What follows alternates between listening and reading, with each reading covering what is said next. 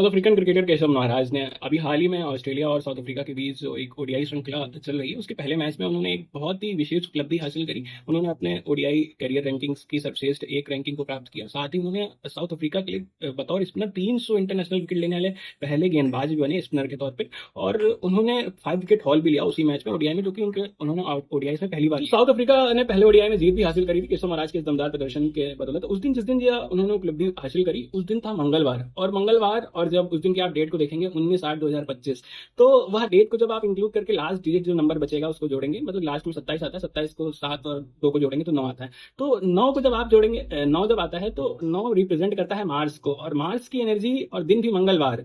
तो और जो केशव महाराज भक्त हैं वो हनुमान जी के हैं। तो आप इस चीज को जोड़ सकते हैं कि हनुमान जी की भक्ति ने कैसे उनको इस विशेष उपलब्धि को मंगलवार के दिन और मंगल से संबंधित ऊर्जा जिस दिन विशेष रूप से कार्यरत थी, और मंगल के ही वर्ष या वर्ष भी न्यूमरोलॉजी के अकॉर्डिंग 2025 9 आता है एंड में, और एंड में 9 यानी कि मंगल का रिप्रेजेंटेशन है इस पूरे वर्ष में।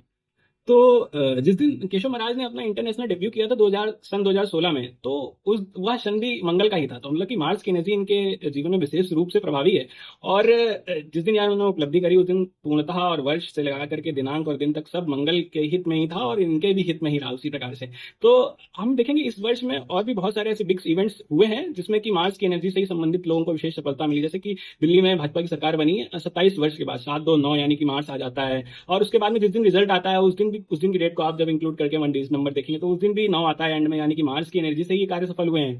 तो बाबा तुलसी ने हनुमान चालीसा में लिखा भी है, राम रसायन तुमरे पासा सदा रहो रघुपत के दासा। यानी कि हनुमान जी के पास में वह सूत्र है जो कि परम ऊर्जा और परम तत्व के साथ में वही कनेक्ट कर सकते हैं, क्योंकि वह रसायन शुद्ध उन्हीं के पास में है। तो केशव महाराज का जो मूलांक है वो 7 है, वो केतु की आध्यात्मिक ऊर्जा और इस प्रकार के ही मतलब कि भक्ति भाव को परिलक्षित करता है। केशव महाराज ने कई बार इस बात को स्वीकार किया है कि वो हनुमान जी के भक्त भी हैं।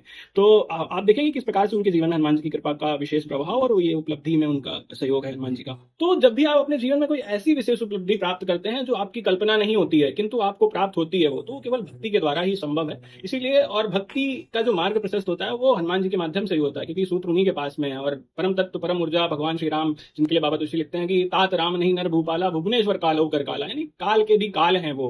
तो उनकी कृपा जिस पर हो जाए भक्ति के द्वारा, तो फिर वो सहज महत्वाकांक्षाओं से भी अतिरिक्त कुछ प्राप्त करता है इस लौकिक जीवन में। तो न्यूमरोलॉजी और मैजिक्स ऑफ नंबर्स हमारे जीवन में कैसे वर्क करते हैं यह हम केशव महाराज के एग्जाम्पल से समझ सकते हैं।